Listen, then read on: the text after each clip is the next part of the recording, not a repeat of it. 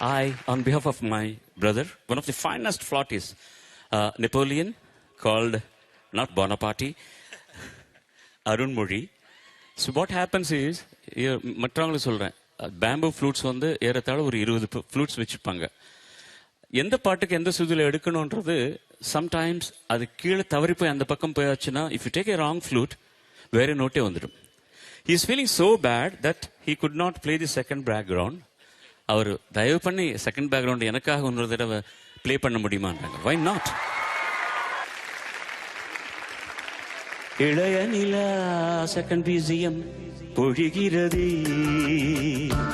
இதயம் வரை நலகிறது.